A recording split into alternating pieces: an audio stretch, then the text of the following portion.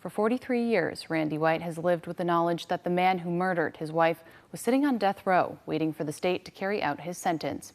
Yesterday, White finally witnessed justice as he watched Kyle Barrington Bates be put to death for the 1982 murder of 24-year-old Renee White. As News 13's Maggie McGuigan tells us, for Randy, the execution was not about closure, it was about release day. I knew at that moment I was at peace.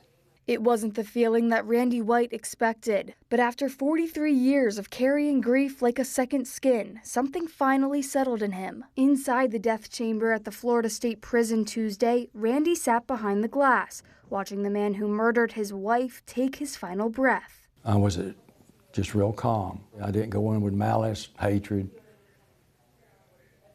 But when the warden stepped up and read his name and gave the time of death,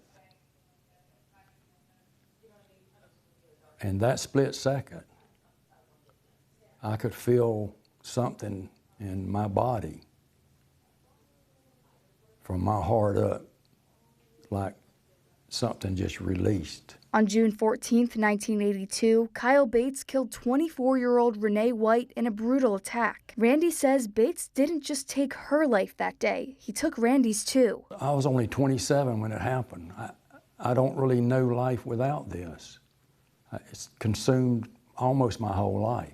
Bates never admitted to the crime and had no last words before his death. I had some hope that he, if nothing else, would say sorry, but it never came. But after years of appeals, delays, and silence, the sentence was carried out. I knew when that curtain lowered, it was over. There's no reason I should ever think of him again. Sitting with Randy on the front row of the viewing chamber was 14th Judicial Circuit State Attorney Larry Bassford and retired Bay County Sheriff Frank McKeithen. McKeithen was the lead investigator on Renee's case. Both have spoken about why it took so long to carry out the execution, and both have been supportive of Randy White. Randy says he also found a support system in the community during this battle for justice.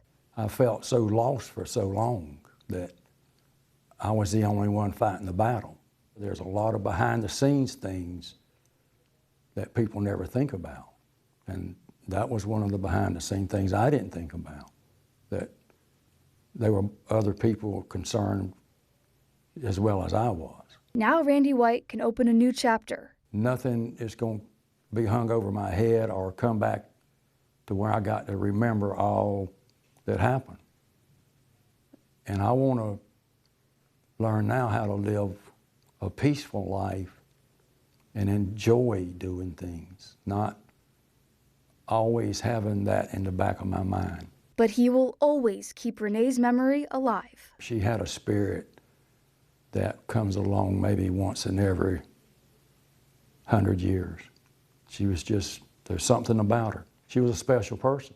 She had a special aura about her. I want people to remember that she was just a very special girl. In Bay County, Maggie McGuigan, News 13, Panhandle Strong.